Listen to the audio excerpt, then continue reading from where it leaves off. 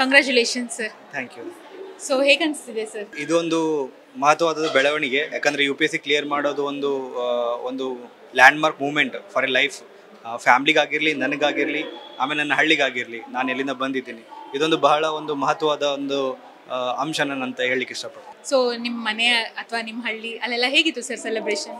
ನಮ್ಮ ಹಳ್ಳಿಯಲ್ಲಿ ಆಬ್ವಿಯಸ್ಲಿ ಭಾಳ ಖುಷಿಯಾಗಿದ್ದಾರೆ. ಯಾಕಂದರೆ UPSCಲಿ ರ್ಯಾಂಕ್ ತೊಗೊಳ್ಳೋದು ಅಷ್ಟು ಸುಲಭ ಅಲ್ಲ, ಅವ್ರಿಗೂ ಗೊತ್ತಿದೆ.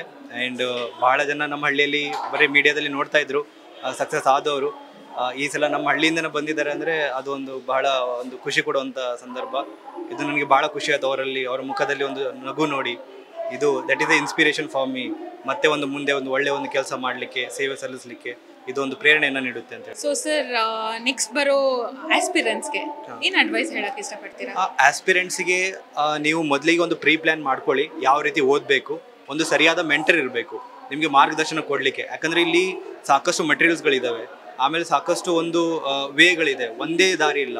ಸೊ ಆ ಸಂದರ್ಭದಲ್ಲಿ ನಿಮಗೊಂದು ಮೆಂಟರ್ ಇದ್ದರೆ ನೀವು ಈಸಿಯಾಗಿ ಈ ಎಕ್ಸಾಮನ್ನು ಕ್ಲಿಯರ್ ಮಾಡ್ಬೋದು.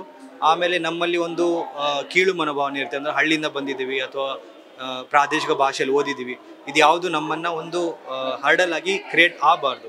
ಇದನ್ನು ನಾವು ಮೆಟ್ಟಿನಲ್ಲಿ ಈ ಎಕ್ಸಾಮನ್ನು ಕ್ಲಿಯರ್ ಮಾಡೋದು ಸುಲಭವಾಗಿರುತ್ತೆ. ಬಟ್ ಮಾರ್ಗದರ್ಶನ ಇದ್ದರೆ ಇದು ಇನ್ನೂ ಸುಲಭ ಆಗುತ್ತೆ ಅಂತ ನಾನು ಹೇಳ್ತೀನಿ. Thank you so much sir. Okay, thank you.